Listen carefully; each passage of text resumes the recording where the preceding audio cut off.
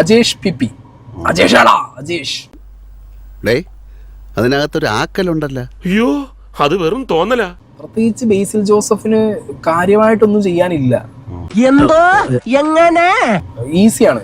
ബേസിൽ ജോസഫിന് എപ്പോഴും ഉള്ള ഒരു ഗ്യാരണ്ടി ഉണ്ടല്ലോ, ആ ഗ്യാരണ്ടി മെയിൻറ്റെയിൻ ചെയ്യാൻ പറ്റി. വെറും തെണ്ടിയാടാ അജേഷ്.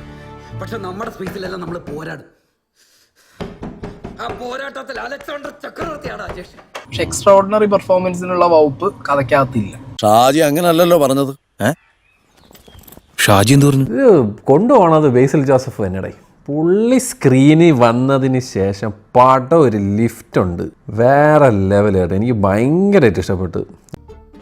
എടാ, നമ്മുടെ കാരണവന്മാരായിട്ട് 10 പൈസ നമുക്ക് ഉണ്ടാക്കി തന്നിട്ടില്ല. പക്ഷെ നമ്മൾ പിഴയ്ക്കും. കിട്ടുന്ന സിറ്റുവേഷനിലെല്ലാം എൻജോയ് ചെയ്യും, അല്ലാത്ത സിറ്റുവേഷനിലെല്ലാം ഫൈറ്റ് ചെയ്യും. അതാണ് ലൈഫ്. ഓ മാൻ, എനിക്കും അതാണ് പറയാനുള്ളത്. ഫേസ് ചെയ്യണം, ഫേസ് ചെയ്യുക, രണ്ടും കൽപ്പിച്ച് നമുക്ക് ചെയ്യാം. അതാണ് ലൈഫ്. അത് ഒരു ഫോൺ കോൾ ചെയ്ത് മുറിയിൽ ഇപ്പൊ ലക്ഷങ്ങൾ വരും. എങ്ങനാ?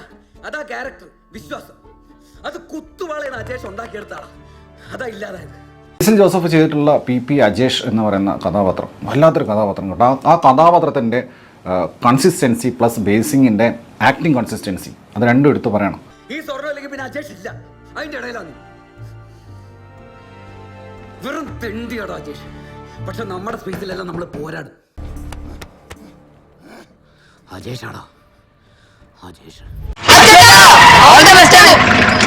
താങ്ക്സ് ഉണ്ടടാ മോനെ ദിനേശ, താങ്ക്സ് അടിച്ചു പൊളിക്കടാ.